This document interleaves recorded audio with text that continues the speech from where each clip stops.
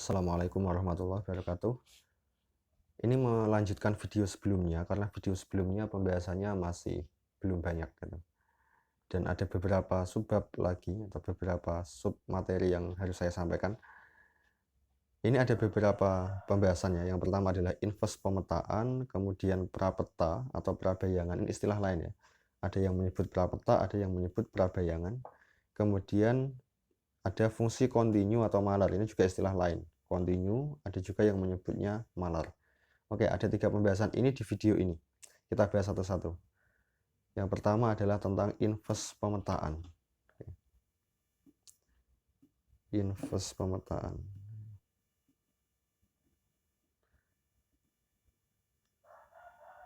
Oke, inverse pemetaan.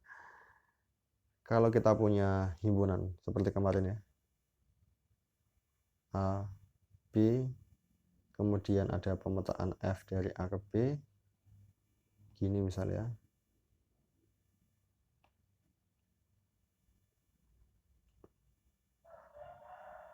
Nah, misalnya gini. Ini misalnya adalah A, B, C, D. Ini P, Q, R gitu. Ini kebetulan punya pasangan semua, ya nggak apa-apa. Nggak harus ya. Tidak harus punya pasangan semua. Inverse pemetaan itu, secara istilah ya, kita mengatakan bahwa P ini adalah bayangan dari A. P ini adalah bayangan atau peta dari B. Oke. Q adalah peta atau bayangan dari C. R adalah peta atau bayangan dari D. Oke. Kemudian kalau kita ngomong inverse, inverse itu adalah kebalikannya. Jadi kalau F itu arahnya ke sana, ke kanan, inverse itu arahnya ke kiri. Kita tulis sebagai F pangkat min 1 ini. F atasnya ada min 1 gini. Namanya F inverse. Jelas ya? Maka kita mengatakan bahwa A adalah inverse dari P, B juga inverse dari P. Oke ya. Kemudian C itu inverse dari Q, D itu inverse dari R. Kebalikannya. Oke, jadi kalau ditulis aja gini kan. F inverse dari P, tadi kan ada 2 ya. A dan B. Kemudian F inverse dari Q itu tadi adalah C, benar ya? Oke. Kemudian inverse dari R itu adalah D, benar. D. Lihat ya. Inverse suatu pemetaan atau fungsi belum tentu pemetaan atau fungsi. Kenapa? Karena kalau yang namanya pemetaan atau fungsi itu anggota domain tidak boleh punya pasangan lebih dari 1. Lihat ini. P inverse-nya itu ada A, ada B, lebih dari 1. Ini tidak memenuhi sebagai pemetaan. Maka F inverse di sini ini bukan pemetaan. Oke. Ini bukan pemetaan.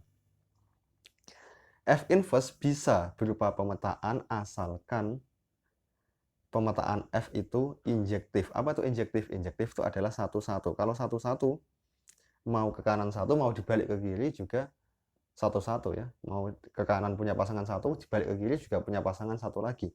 Maka itu namanya tetap menjadi pemetaan. Oke. Jelas ya? Jadi kalau kebetulan 1-1, maka inverse suatu pemetaan itu adalah juga pemetaan. Syaratnya ingat, syaratnya harus injektif. Kalau tidak injektif nggak bisa dia. Gitu ya.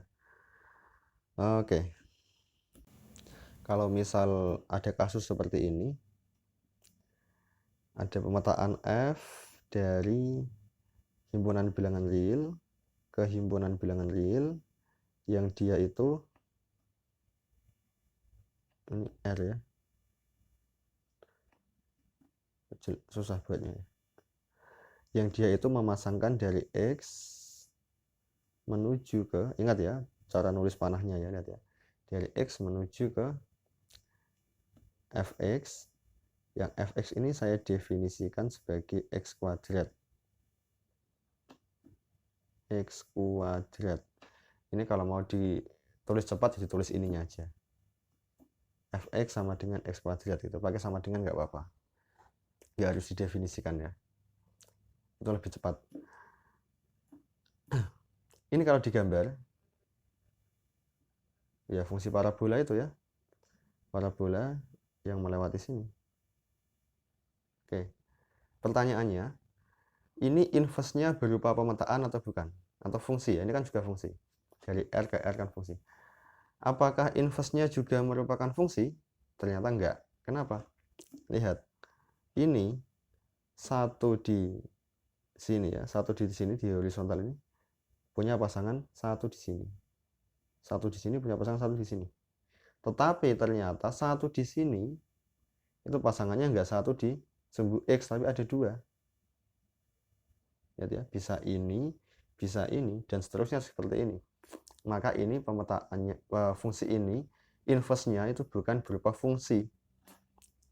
Jadi kalau disuruh mencari inverse-nya, disuruh menuliskan inverse-nya seperti apa?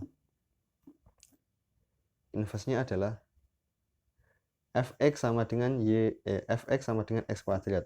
Biasanya orang nulisnya sih ini ditulis sebagai y gitu supaya enak. Fx itu sama dengan y karena di sumbu y kan kalau di sini kan. Y sama dengan x kuadrat, berarti x sama dengan berapa y? Nah, pertanyaannya. X adalah sama dengan plus minus ya, plus minus akar y, dan x itu adalah f inverse y gitu ya. Kalau dikasih y itu sama dengan x-nya, itu x-nya kan yang di sumbu ini itu x-nya ya, di sumbu ini x-nya, di sumbu ini y-nya, maka f inverse y yaitu x-nya itu sama dengan ada dua, bisa plus y, bisa plus akar y, bisa juga min akar y, dan ini bukan pemetaan. Jelas ya? Oke. Kalau kasusnya seperti ini, fx itu sama dengan x plus 3,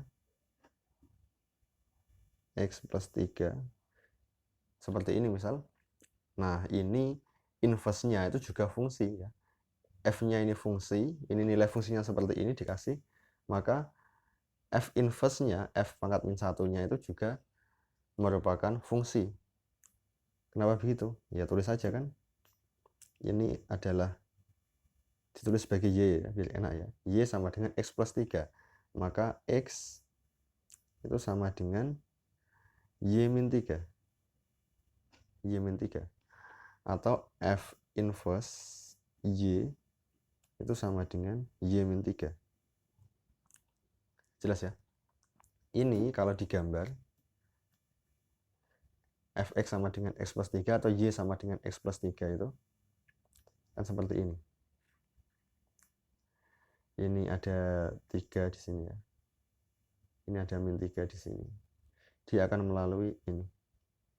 Cara menggambar garis di SMA, SMP pernah ya, maka saya langsung aja ya. Maka grafik ini melalui ini. Nah, maaf, nggak tepat. Nah, gini.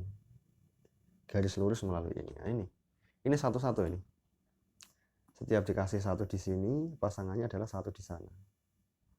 Dikasih satu di sini, ini pasangannya adalah satu di sini, dan seterusnya. Satu di sini, satu di sini.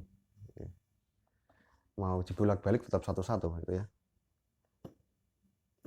Oke, tentang inverse fungsi saya anggap jelas. Maka berikutnya adalah kita bahas berikutnya, yaitu tentang prabayangan atau prapeta. Prapeta atau prabayangan istilah lainnya. Prabayangan. Ini istilah lain, prapeta, prabayangan.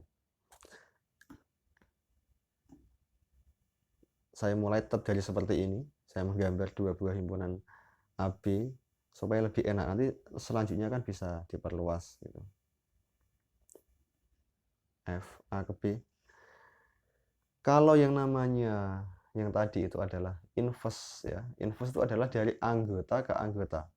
Inverse X itu memasangkan anggotanya B ke anggotanya A. Tapi kalau kita ngomong prabayangan itu bukan anggota ke anggota, tapi dari subhimpunan yang ada di B ke subhimpunan yang ada di A. Oke, biar jelas saya gambar gini.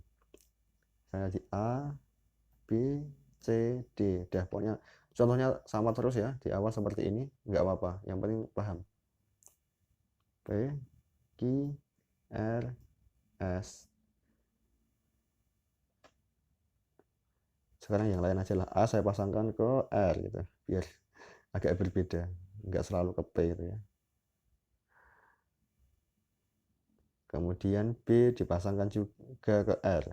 Misal.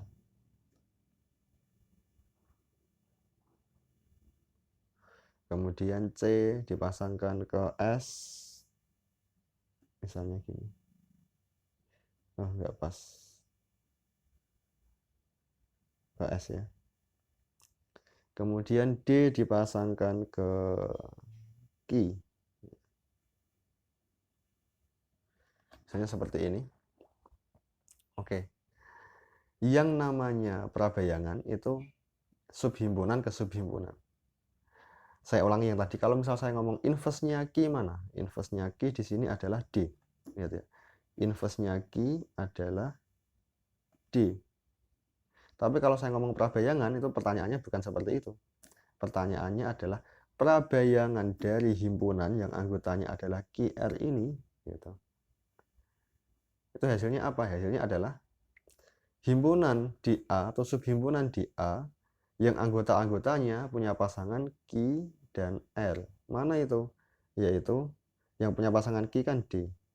Yang punya pasangan R itu adalah A dan B. A dan B ini. Ya.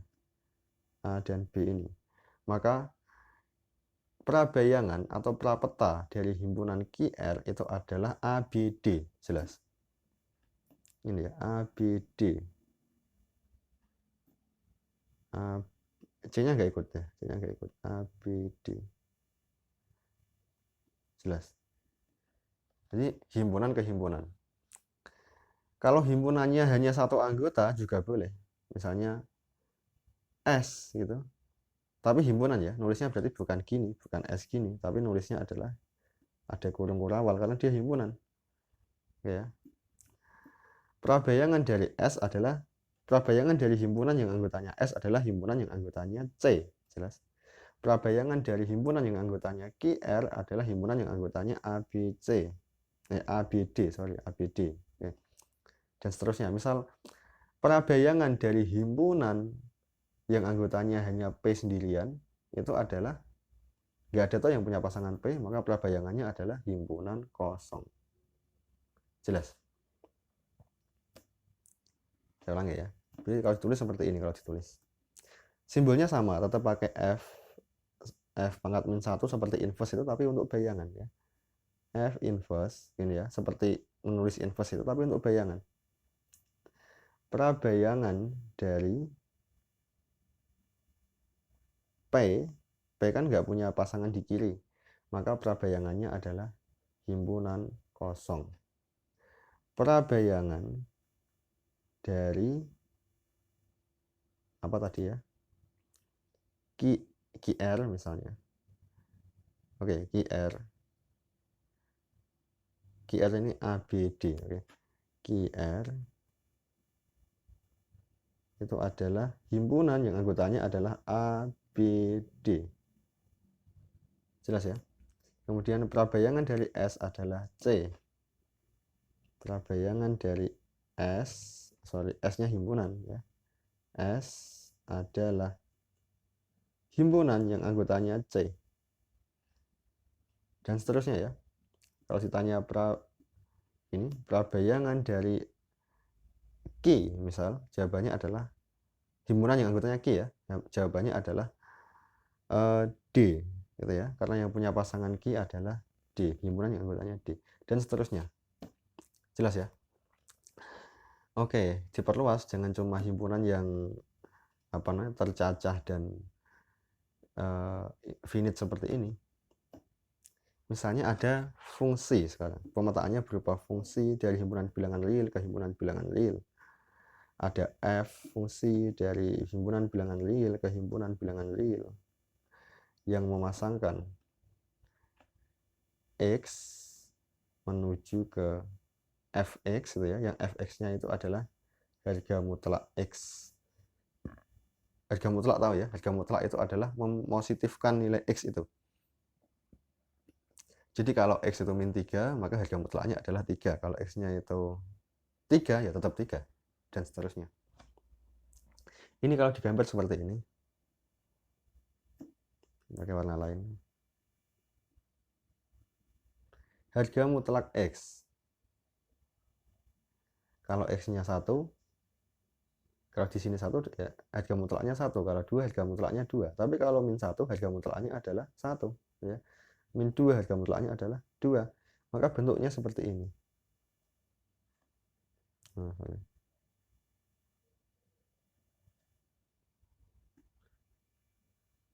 gini kira-kira. Ini adalah harga mutlak x. Fx sama dengan harga mutlak x. Fx sama dengan fx ya, sama dengan harga mutlak x ya. Kalau digambar itu grafiknya seperti ini, atau y sama dengan harga mutlak x. Bentuknya seperti ini. Ini kalau saya tanya, ini kan ini R ya. R itu garis yang mendatar ini horizontal, R juga yang garis yang vertikal ini. Kalau saya tanya inverse image, saya pakai bahasa Inggris. Kalau saya tanya prabayangan atau prapeta, oke ya, bahasa Inggrisnya inverse image, inverse imagi, inverse image ya. Inverse image atau prabayangan dari interval ini. Nah, jawabannya mana? Ya, jawabannya adalah dengan ditarik ini, dilihat yang punya di wilayah ini ya, di sumbu X ini, yang punya pasangan itu di sini, itu yang mana? Kan dilihat aja kan, tarik aja ke sana, lurus lurus ke sini ya, tarik lurus ke sini. Maka prabayangannya adalah ini, dari sini ke sini, dan juga dari sini ke ya, dari sini ke sini. Inilah, jelas ya. Prabayangan dari ini adalah ini digabung dengan ini. Jelas? Jadi kalau misal ini dikasih bilangan, ini misalnya adalah 1 sampai 2 gitu, maka ini adalah 1 sampai 2, ini min 1 sampai min 2. Jelas ya? Maka kalau seperti ini ditulisnya misalnya gini.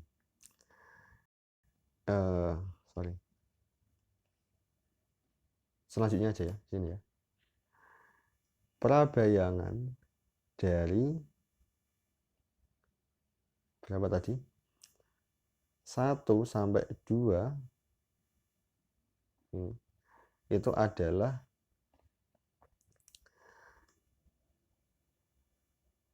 min 2 min 1 ya, interval ini digabung dengan 1 2. Jelas? Ini adalah prabayangan dari interval dari 1 sampai 2, interval terbuka, karena 1 nggak ikut, 2 nggak ikut. Nah, ini adalah prabayangan atau prapetanya. Oke, bahasan tentang prapeta saya rasa cukup. Yang penting paham dulu. Kemudian berikutnya yaitu fungsi kontinu atau malar. Nah,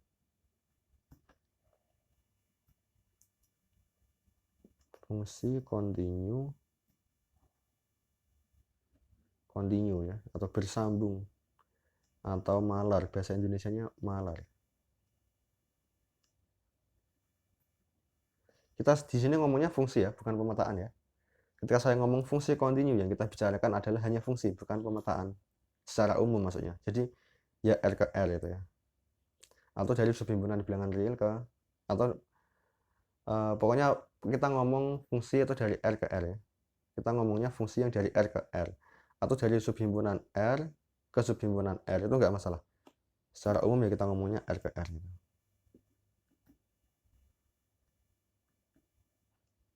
Kita hanya seputaran ini saja yang kita bicarakan tentang fungsi kontinu atau malar ini.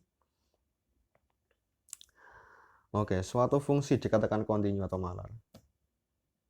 Gini dulu.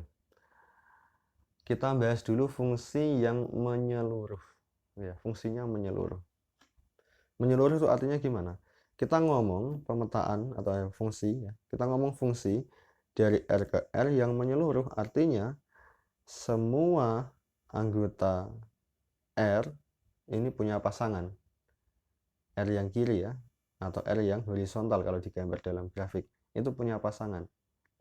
Tidak ada anggota sumbu X yang tidak punya pasangan. Jelas? Itu namanya menyeluruh, domainnya seluruh R. Oke. Kasus 1, kita ngomong dulu fungsi yang menyeluruh. Ini aja lah. Kasus fungsi yang menyeluruh.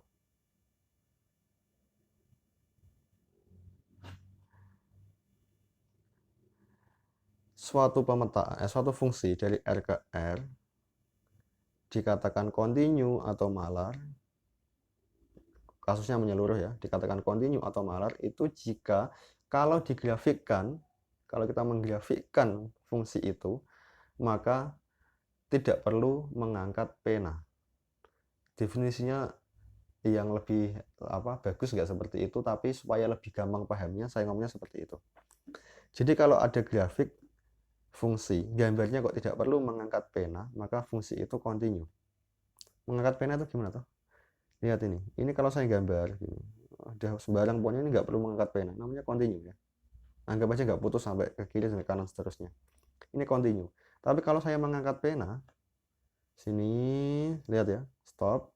Setelah dari sini saya angkat, saya lanjutkan di sini. Ini namanya tidak kontinu. Jelas? Gini ya. Nah ini, dia putus di sini. Dia putus di sini. Tapi saya ngomong tadi menyeluruh loh ya. Artinya titik ini ya, itu punya pasangan. Pasangannya mana? Nah ini kan di sini kan saya bulati hitam tebal ya. Maka ini ikut. Tapi di sini ini nggak ikut. Lihat ya, ini kan terbuka. Saya bolongi gitu ya. Ini nggak ikut. Jadi pasangannya ini biru aja. Titik ini di sumbu X ini tuh punya pasangan di ini. Jelas ya, di sumbu Y-nya maksudnya di sini ya. Jadi semuanya ikut, tapi pas di sini dia putus. Nah, ini namanya dia tidak kontinu atau tidak malar. Tidak malar di titik ini. Di titik ini dia tidak malar atau tidak kontinu. Tapi secara umum satu fungsi ini kemudian kita katakan fungsi ini tidak kontinu. Kenapa? Karena ada satu titik yang tidak kontinu atau ada satu titik yang dia putus gitu. Jelas ya? Sebenarnya ada cara lain mengatakan dia kontinu atau enggak. Ini masih dalam kasus menyeluruh ya. Cara lainnya adalah saya tunjukkan ya, ada dua cara. Ada dua cara. Tapi poinnya sama kok. Mau saya sampaikan dengan cara apapun, intinya adalah seperti tadi. Grafiknya nggak putus, namanya kontinu. Oke, cuman ya biar lebih tambah ya pengetahuannya. Suatu fungsi dikatakan kontinu jika setiap kali kita ambil interval terbuka di sumbu Y, gitu, maka prabayangannya adalah juga interval terbuka atau gabungan-gabungan interval terbuka di sumbu X. Saya ulangi ya. Ini agak susah ini. Suatu fungsi dikatakan kontinu jika setiap kali kita ambil interval terbuka di Y, maka prabayangannya adalah interval terbuka atau gabungan-gabungan interval terbuka di sumbu X. termasuk nanti himpunan kosong juga boleh, maka saya tambahkan himpunan kosong juga boleh. Saya ulang ya. Setiap kali kita ambil interval terbuka di Y, oke, maka prabayangannya boleh berupa interval terbuka di X atau gabungan interval-interval terbuka di X, di sumbu X, atau boleh juga himpunan kosong. Jelas? Oke, saya kasih contoh aja. Seumpama gini. Jelek ya, gini aja lah. Gini misal. Jangan-jangan, saya ulang. Parabola aja ya, parabola aja ada. Parabola misal. Ini fungsi ini kontinu atau enggak? Ya dicek. Setiap kali kita ambil interval terbuka di Y, maka prabayangannya harus interval terbuka di X atau gabungan interval terbuka di X atau himpunan kosong. Nah, kita cek ini prabayangannya di mana misal? Salah. Enggak tepat gambarnya. Oh, ternyata di sini ya.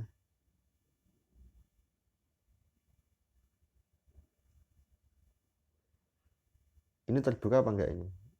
Terbuka. Interval terbuka itu apa? Interval terbuka adalah ini loh. Ini terbuka, gini ya. Ini terbuka. Kalau ininya kurung kotak di sini, ya enggak terbuka.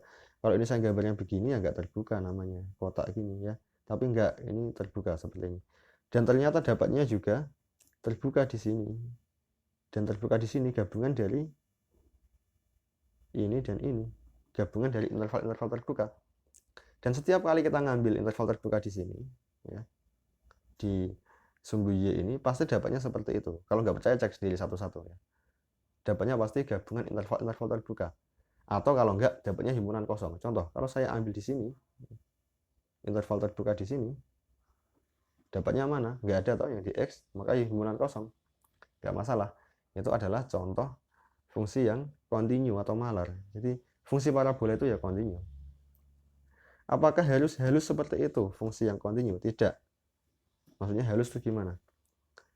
Tadi kan kita gambarnya halus terus. Kalau nggak halus misalnya gini maksudnya. Bersudut ini.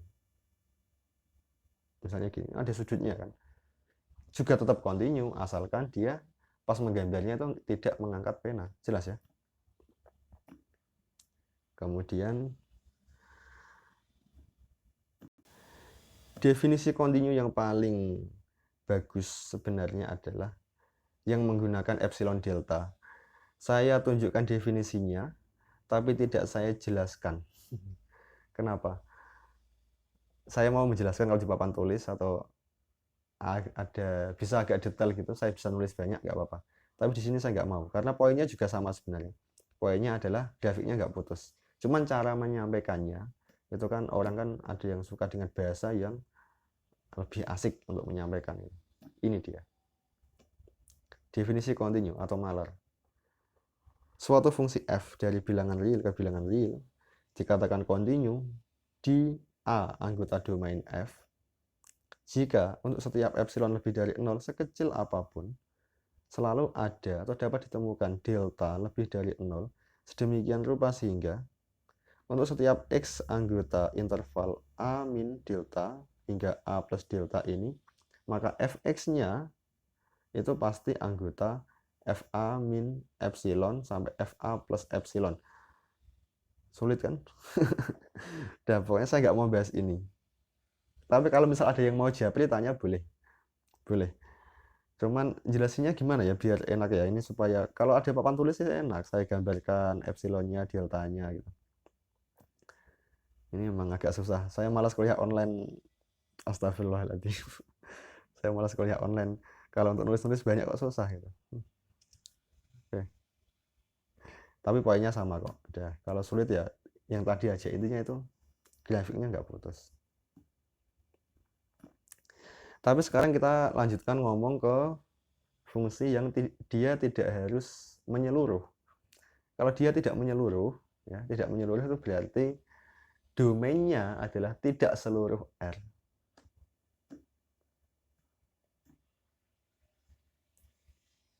Lihat ya. Nah, saya kasih judul dulu, dikasih judul dulu ya. Tidak menyeluruh kasus 2. Kasus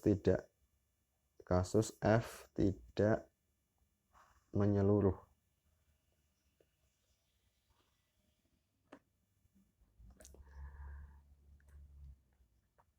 Maka gini.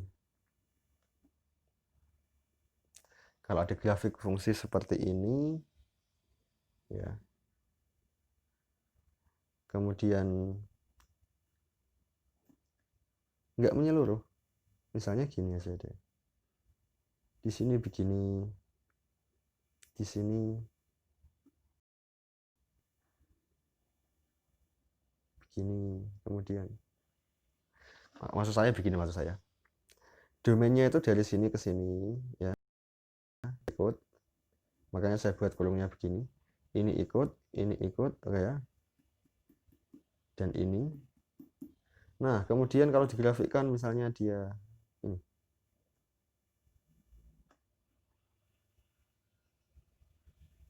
Bentar ya. Ini bukan grafiknya, ini batasnya. Karena supaya enak gambar grafiknya. Grafiknya yang merah aja, gini.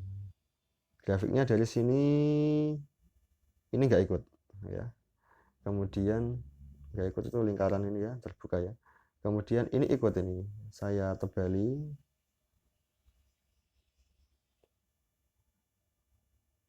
Misalnya gitu. Kemudian ini ikut lagi. Kemudian ini ikut. Kemudian ini sembarang, misalnya gini. Dan seterusnya. Kapan pemetaan seperti ini dikatakan kontinu? Dia dikatakan kontinu jika dia tidak patah di wilayah domain. Atau di wilayah-wilayah domain itu menggambarnya tidak perlu mengangkat pena.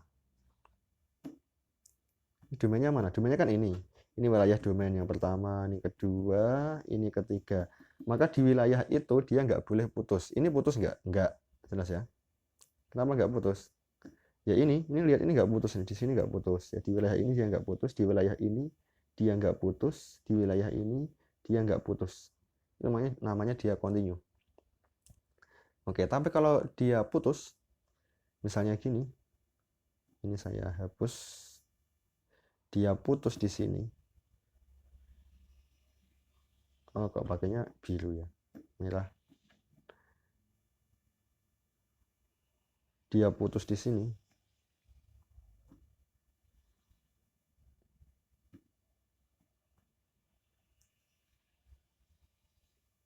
Misalnya gini. Nah, ini namanya dia tidak continue. Kenapa? Dia putus di wilayah domain. Oke. Jelas ya? Ya seperti itu aja sebenarnya. Oke, video berikutnya kalau mau ya. Di kuliah berikutnya aja. Ya. Pembahasan tentang pemetaan fungsi masih sedikit lagi, belum selesai. Saya lanjutkan di kuliah berikutnya. Nanti kalau itu udah selesai, kita baru masuk ke limit. Karena poin utama yang dipelajari di kalkulus itu adalah limit. Tapi memang sebelum limit kan kita harus ngomong dulu tentang fungsi. Oke ya, masih ada sedikit pembahasan di kuliah berikutnya aja. Ini sampai sini. Semoga dipahami. Kalau belum paham, diputar-putar lagi videonya. Semoga paham. Ya. Assalamualaikum warahmatullahi wabarakatuh.